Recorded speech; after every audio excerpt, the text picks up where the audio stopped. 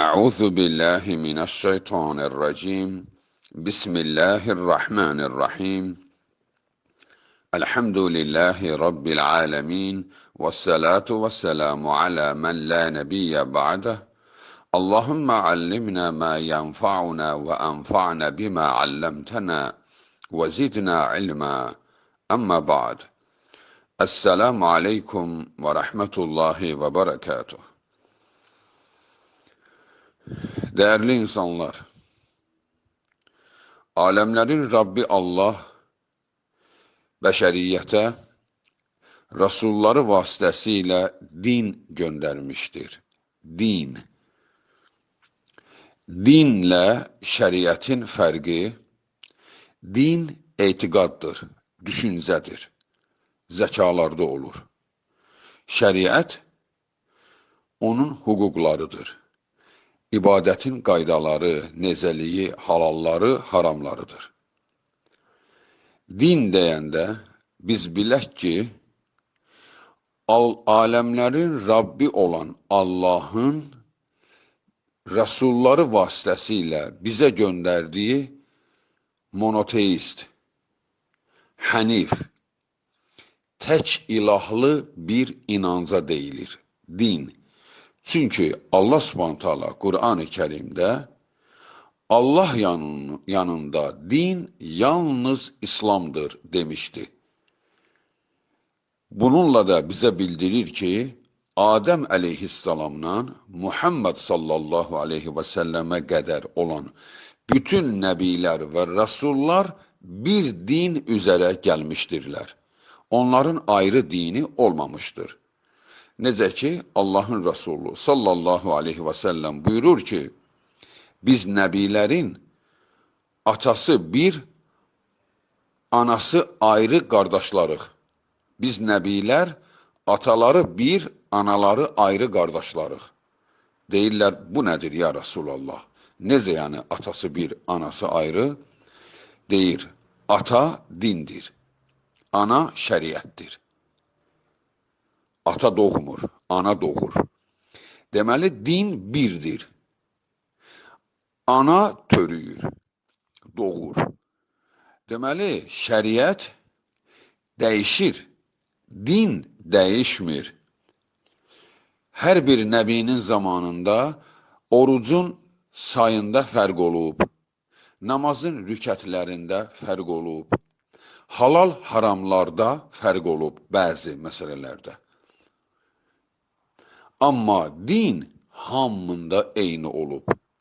Din nədir? La ilahə illallah. Allahdan başqa ibadət etməyə haqqı olan heç bir mabud yoxdur. Batildir, doğru deyildir. Dəyərli insanlar, Allahdan başqa ibadət deyəndə, ibadəti düz anlamayan insanlar həmən belə başa düşür ki, yəni Allahdan başqasına namaz qılmazlar. Allahdan başqasının qabağında başa əyib yerə qoymazlar. Sanki qədim müşriklərin, bütpərəst müşrikləri gözünün önünə gətirir və bununla da özünü aldadır. Necə ki, bugün özünə müsülman deyən insanların böyük əksəriyyəti bu yanlışlığın içində Allaha şərik qoşur. O cümlədən xalqımızın böyük hissəsi Allaha şərik qoşaraq ibadət edirlər. Yəni, özlərini müsülman zənn edir, amma müşriklərin adətini edirlər. Onlardan biri də ocaq və pirlərə gedən xalqımızdır. Ocaq və pirlərə gedənlər. Onların hər biri, bütün ocaq və pirlərə gedənlər Allaha şərik qoşurlar. Və Allaha şərik qoşmağın nə olacağını da sizə bir surənin bir neçə ayəsindən göstərəcəyik. Onun dəlilləri çoxdur. Sadəcə olaraq Yunus surəsindən bir neçə ayə oxuyacağıq. Dəyərli insanlar, siz olun, Allahdan qorxun. Özümüzə müsülman deməklə Müslümana Allah Subhanahu taala qiyamət günü hansı nemətləri verəcək, Müslümanı necə qarşılayacaq, özümüzü elə zənn etməyək. Bəzən bizi çox ürəkdirək verib, arxayınlaşdırıb, bədbəxt edirlər. Halbuki elə deyil. Allah Subhanahu taala isə öz rəsulları ilə daima ümməti, xalqı qorxutmağı demişdir. Mən də o rəsulların o minhəcinə, o metoduna davam edərək, qorxutmaq metodunu seçərək, xalqımızı, ilk növbədə özümü və sonra xalqımızı bu məsələlərdə qorxutmaq metodunu seçirəm.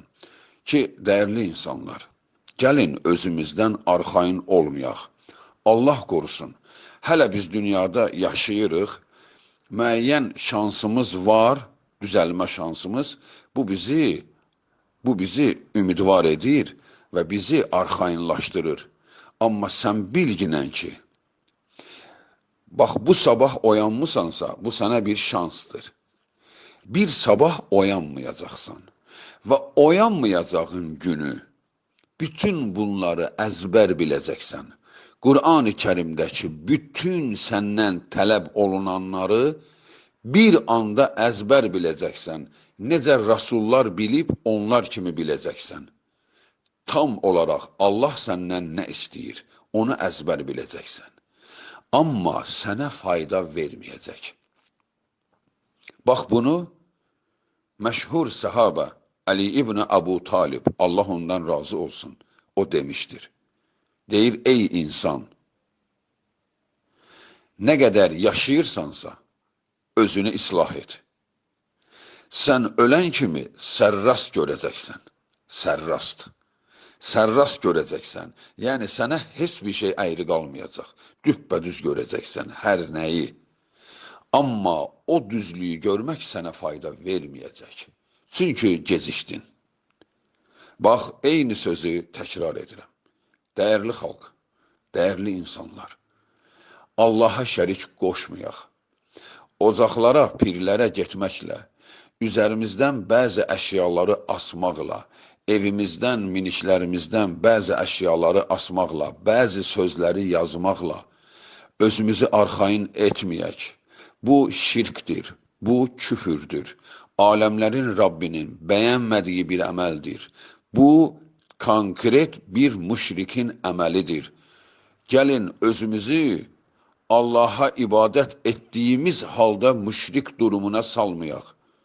Və kimsə də elə zənn etməsin ki, mən ibadət edirəm, namaz qılıram, Allaha dua edirəm. Nəyim müşrikdir? Allah Subhanahu taala Yusuf surəsi 106-cı ayədə deyir ki, insanların çoxu Allaha şərik qoşaraq ibadət edərlər. Deməli, insanların çoxu, daha doğrusu ibadət edənlərin çoxu Allaha şərik qoşaraq ibadət edir. Yəni, biz aldanmayaq ki, ibadət edirik. Allaha şərik qoşma. Bax, belə ibadət əhli olsan, sən xilas olmuş olursan. Allah Subhanahu taala Yunus surəsində, bax, bu mövzuya çox yerdə toxunur. Sadəcə olaraq burada bir neçə ayə seçildi ki, buradan oxuyaq. 104-cü ayədə Allah Subhanahu taala belə buyurur. Əuzu billahi minəşşeytanirracim. Qul ya eyyuhən-nas in kuntum fi şəkkin min dini فَلَا أَعْبُدُ الَّذ۪ينَ تَعْبُدُونَ مِنْ دُونِ اللّٰهِ وَلَكِنْ أَعْبُدُ اللّٰهَ الَّذ۪ي يَتَوَفَّاكُمْ وَأُمِرْتُ أَنْ أَكُونَ مِنَ الْمُؤْمِنِينَ. Değerli insanlar, bu Allah'ın kəlamıdır ha. Kimsə özündən razı qalıb da, mən ata-babamın yolunu tuturam, mənim atamdan çox bilməzsən, babamdan çox bilməzsən, səndən qabaq yaşamışlardan çox bilmirsən ki, deyib aldanmayın ha. İnanın ki, bu sözü deməklə özündən başqasına zərər vurmazsan, özünə zərər vurarsan. Gec olar ha sonra. Ata-babanın yolu yoxdur. Yolların ən gözəli Muhammedin yoludur. Bəli, bu Allahın kitabında, Resulunun sünnəsində məşhur hadisələrlə bizə çatmışdır. Yolların ən gözəli xayrəl hadi Muhammed. Yolların ən gözəli Muhammedin getdiyi yoldur. Sənin atanın, babanın yolu yoxdur. Atamız, babamız əgər Allahın, Resulunun gətirdiyi yolu gedibsə, xoş hallarına. Yox, əgər ona uyğun gəlmirsə, o zaman ata-babam belə gedib demə. Əksinə, onlar üçün dua et. Bəlkə cahil olaraq Allah Subhanahu taala onları bağışladı. O da Allaha qalmışdır. Özünü xilas et, ən azı. Onlar üçün dua et, əgər cahil olublarsa. Amma özünü xilas et, tövhid əhli olmaq ilə, monoteist, hənif olmaq ilə. Baxın, bu ayədə Allah Subhanahu taala belə deyir. De, öz Rəsuluna deyir, ha, bütün bəşəriyyətə çatdır. Ey insanlar, siz hələ də mənim gətirdiyim bu dində şübhədəsiniz? Bax, bizə sualdır. Hələ də şübhə qalıb səndə, ey Allahın qulu. Hələ də sən ocağa, pirə gedib də, mən bunun üçün getmirəm, bu adam belə adam idi, bu adam şəhid idi, bu adam Peyğəmbərin nəvəsidir. Bu adam səhabədir, bu adam kimdir? Hələ də bu sözü deməklə sən bir şübhələrin içindəsən ki, səni o xilas edə bilər. Hələ də bu şübhə sənin içində qalıb. Həmən ardıyca Allah Subhanahu taala belə deyir. Öz Rəsuluna deyir ki, de, insanlara de, mən sizin ibadət etdiklərinizə ibadət etmirəm. Sizin Allahdan başqa, bax belə, sizin Allahdan başqa ibadət etdiklərinizə ibadət etmirəm. Bəs nəyə ibadət edir? وَلَكِنْ أَعْبُدُ اللّٰهِ Lakin mən yalnız Allaha ibadət edirəm. Hansı Allah? Onlar da deyir, biz buna ibadət edirik, bu da Allaha çatdırır və ilaxır cürəbəcür cəfəngiyatlar. Hansı Allah? Əl-ləzi yətəvəffəkum. Sizin hamınızın canını alan Allaha. Axı, canı aldıran Allahdır. Həyat verən və ölüm verən odur. Axı, ölüm mələyi onun hə kəlməsi ilə canı alır. Hətta ölüm mələyi həmən an çatmayana qədər özü də bilmir. Onun öz önünə, ölüm mələyinin önünə canı alınacaq adamların cərgə ilə adları gəlir. Və o zaman o bilir ki, hə, bu şəxslərin canını bugün almalıyam. Hətta onun belə qabaqcadan xəbəri yoxdur. Deməli, ölümün hökmünü verən Allahdır. Allah Subhanahu taala deyir öz Rəsuluna, Muhammed sallallahu aleyhi və səlləmə, deyir ki, xalqa de ki, mənim canımı alan Allaha ibadət edirəm. Bilirsinizmi, niyə Allah Subhanahu taala bunu seçib, bu kəliməni? Tək Allah sözü bizə bəs edirdi. Amma görünür, bu çoxuna bəs etmir. Allah Subhanahu taala deyir, sənin canını Hüseyin alacaq, Mövsüm alacaq, Rıza alacaq sənin canını. Gedib onları ziyarət edib, onlardan şəfa diləyib, onlardan yardım istəyirsən. Canını kim alacaqsa ona ibadət et. Kim alacaq canımızı? Canımızı almağın əmri kimin əlindədir? Allahın əlində. O zaman deməli, sənin canını alandan başqasına ibadət etmə. Bu, əgər bir insana kifayət etmirsə, daha nə deyək ki? Allah Subhanahu taala gör necə də aydın canını alana ibadət et. Və umirtu an akuna minəl mu'minin. Və mənə yalnız ona iman etmək əmr olunmuşdur.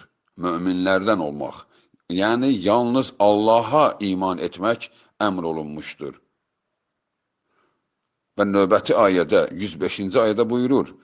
Və an aqim vechhaka lid-din hanifa. Üzünü hənif olan dinə tut. Hənif. Hənif nədir? Monoteist. Tək ilahlı din. Deməli, dinlər çoxdur. O dində ki, Allahdan başqa nəyəsə qurban kəsilir, dua olunur, nəzr olunur, o din müşriklərin dinidir. Hənif deyil. Hənif nədir? Tək. Tək nədir? Məgər bu insanlar saya da bilmir? Saya da bilmir. Tək bir deməkdir. Deməli, sən yalnız bir ünvana dua edə bilərsən. Bir ünvana qurban kəsə bilərsən. Sən niyə başqasına qurban kəsib də bunu filan kəsdim, o yaxşı adam olub, ehsan edir, məclis qurur, imam ehsanı verirəm deyir. Deməli, Allah üçün deyil də imama ehsan verir. Niyə? İmam bundan razı qalsa, imam Allaha deyəcək ki, Allahım, mən bu adamı tanıyıram, mənim yolumda yaxşı ehsanlar edib, yaxşı məclislər qurub, sən bunu bağışla. Allah da deyəcək, daha Hüseyin deyir, bağışla, mən nə edə bilərəm ki? Bağışladım. Ey bədbəxt insan, sən nə qədər özünü aldıracaqsan? Sənin Hüseyin dediyin bütün müsəlmanların başının tacıdır. Sənin Hüseyin dediyi bütün müsəlmanlar şəhid olaraq tanıyır. Əhl-i Beytdən tanıyır, sahaba olaraq tanıyır. Amma o sənə fayda verə bilməz. Etdiyin əməl Allaha şirkdir, Allaha, Hüseyni yaradana, Hüseynin canını alana, onun qədərini yazana şirkdir, sənin etdiyin ibadət növü.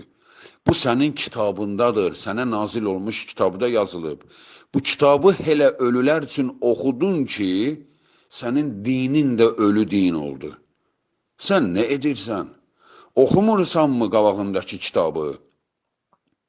Axı Allah Subhanahu taala deyir, Allahdan üzünü hənif olan dinə tut. Yəni tək ilahlı bir dinə tut. Və la takunanna minel müşrikin. Allaha şərik qoşanlardan olma deyə sənə əmr etmişdir. Bəs şirk nədir?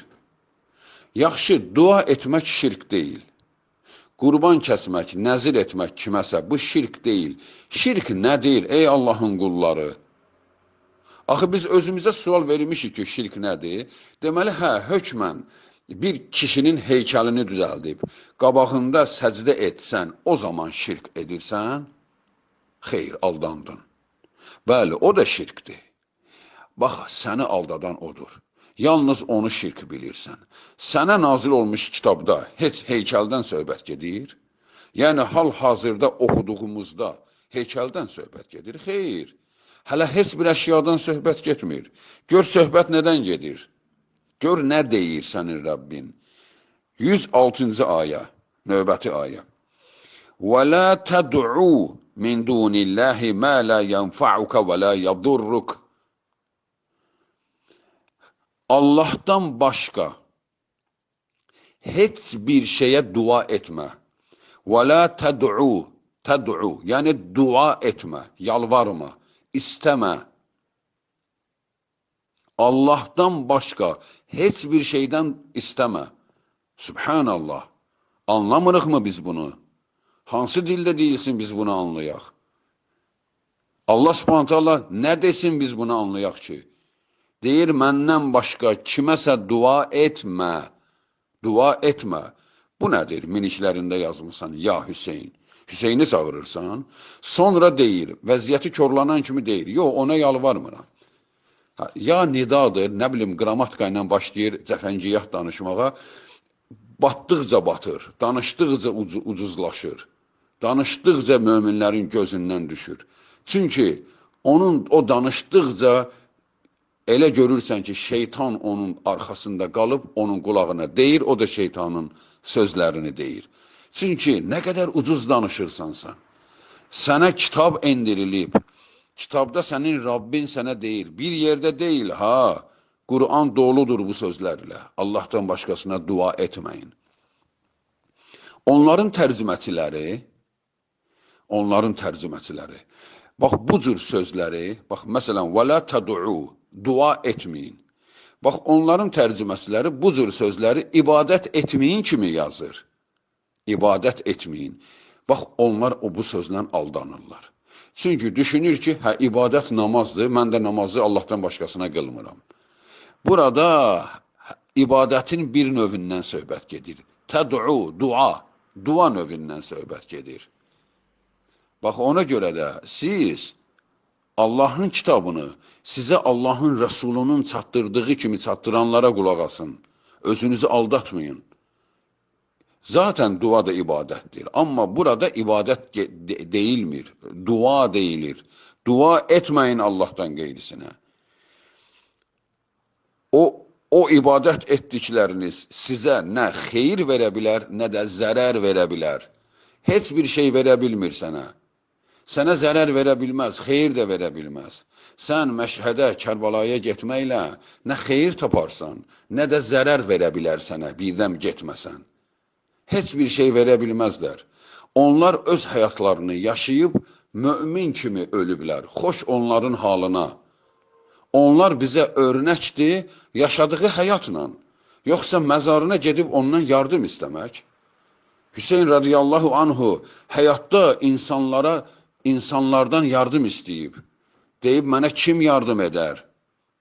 Bu döyüşdə kim mənə kömək olar ki, bir iş görək? O insanlardan yardım istəyib. Sən onun diri ikən yardım istəyib, sən isə onun ölüsündən yardım istəyirsən. Qəbrinə gedib yardım istəyirsən. O səni eşitmir, sən isə onunla danışırsan. Səni eşitməyənlə danışırsan. Nə qədər ucuz iş görürsən? Ey Allahın qulu. Bu xəbərdarlıqdır, ha. Bu, kimisə alçaltmaq kimi, kimisə gülünc duruma gətirmək mövzusu deyil. Aləmlərin Rabbi Allah şahiddir. Biz bir xalqıq. Hər birimizin digərinin üzərində bir haqqı vardır. Sizlərin də haqqı, bilənlərin sizə Allahın kitabından bəzi mövzuları qarşınıza qoymaqdır. Sizi sevindirəcək mövzular deyil təkcə. Hə, namaz qılırsansa cənnətə gedəcəksən. Allah heç kəsi qoymayacaq cəhənnəmə getsin. Allah belə mərhəmətlidir, belə mehribandır. Hey, bu sözləri deməklə niyə bu insanlar düşünmür ki, Allah Subhanahu taalanın adlarının içində Əl-Muntaqim adı var. Əl-Muntaqim, intiqam alacaq. Allah intiqam alacaq. Allah cəhənnəm yaradıb. Özü də cəhənnəmi cənnətlə müqayisədə olduqca balaca yaratmayıb. 7 cəhənnəm, 8 cənnət. Bir say çoxdur cənnət ondan. Təndilər. Təndilər. Hələ bu tərəfini danışmırıq ki, cənnətdə insanın geniş əraziləri olur. Cəhənnəmdə isə 10 kvadrat yerə nə qədər adam töküb yandırmaq olar? Yandırmaq üçün geniş şəhərlərə ehtiyac yoxdur ki. Deməli, cəhənnəmin sakinləri qat-qat çox olacaq cənnət sakinlərindən. Bəs niyə biz arxayın olmuşuq ki, mən ora düşməyəcəyəm, namaz qılıram, ora düşməyəcəyəm, müsülmanam, ora düşməyəcəyəm. Müsülmanam, mən deyirəm müsülmanam da. Allah mənə müsülmanların yerində yazıb, yoxsa harada yazıb? Nə bilirəm ki, mən bunu? Bilmirəmsə, deməli, əməllərimə fikir verməliyəm. Baxın, Əli ibn Əbu Talibə, Həsən və Hüseynə, Allahın Rasulü sallallahu aleyhi və səlləm bunlara cənnət cavanları deyib. Həsən və Hüseynə cənnət cavanları deyib. Əli ibn Əbu Talib 10 kişidən biridir ki, aləmlərin Rabbi Allah onu cənnət ilə müjdəliyib. Niyə arxayın olmadı? Niyə öz həyatını istədiyi kimi yaşamadı? İstirablı, çətin, mübarizə apardı. İnsanlara haqqı dedi, mübarizə apardı. Hətta ona kafir dedilər. Bax, bugün eyni gündür. Əli ibn Əbu Talib kimi danışanlara bugün adlar qoşulur və onlar ittiham olunurlar fərqli sözlərlə. Bax, nəyə görə? Ona görə ki, xalqa haqqı deyəndə şeytan onları qıcıqlandırır. Və onlar elə zənn edirlər ki, bu bizə sataşır. Halbuki səni həmən qarşıda gözləyən bir fəlakətdən xəbər verilir sənə. Müşrik olaraq ölərsən, bədbaxt olarsan, ey Allahın qulu. Allahdan qeyrisinə dua etmə. O dua etdiklərin sənə heç bir şey verə bilməz. Gör nə deyir Allah Subhanahu taala 106-cı ayənin sonunda. Fa in fa'alta fa innaka izan minez-zalimin. Əgər sən buna davam edərsənsə, yəni etdiyinə davam edəcəksənsə, o zaman sən zalimsən. İndi özümüz üçün bir yol seçək. Ya İslamdır yolumuz. İslam nədir? Təslim olan. Kimə? Allaha təslim olub. Duanı ona edir, ondan qorxur, ondan yardım istəyir və onu bağışlayacağını, Allah olduğunu ümidvar olur. Bütün ibadət növlərini Allaha edir. Onlar müsəlmanlardır. Müsəlman olmayan kimdir? Allahdan qeyrisinə yardım istəyir, ona dua edir, ona ibadət edir. Yəni ibadətin hər hansı bir növünü Allahdan qeyrisinə edir. O insan müsəlman deyil. Ehtiyatlı olaq. Ehtiyatlı olaq. Yaşadığımız dini Allahın kitabından götürək ki, bəlkə xilas olduq. Allah bütün ona ibadət edən qullarını tövhidi anlatsın, qəlbinə tövhidi salsın.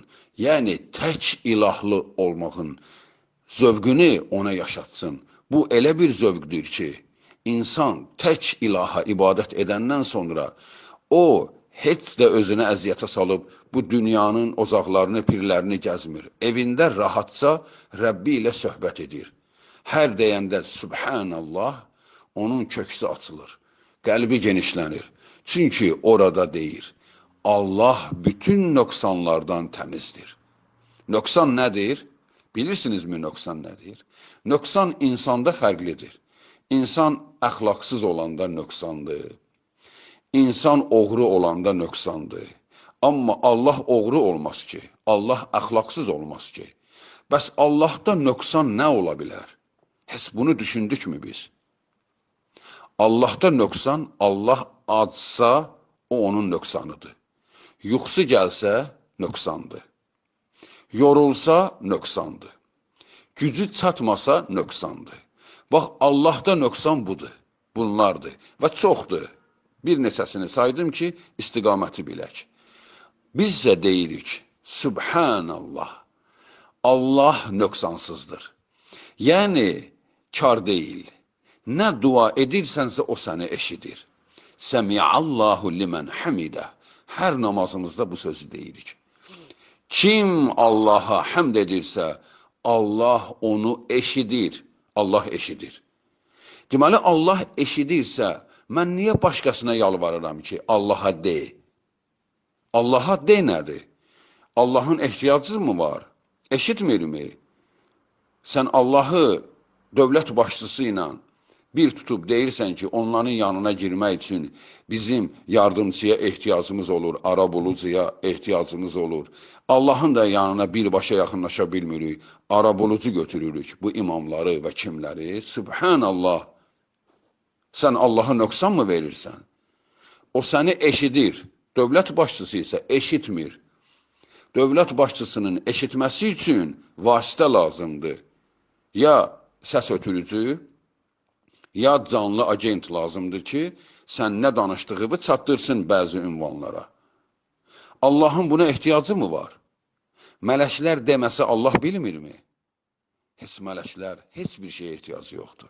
Subhanallah, bütün nöqsanlardan təmizdir, eşidir və gücü də yetir. Hətta bütün yaratdıqlarını axırda məhv edəcək. Bilirsinizmi niyə? Cəbraili niyə öldürür?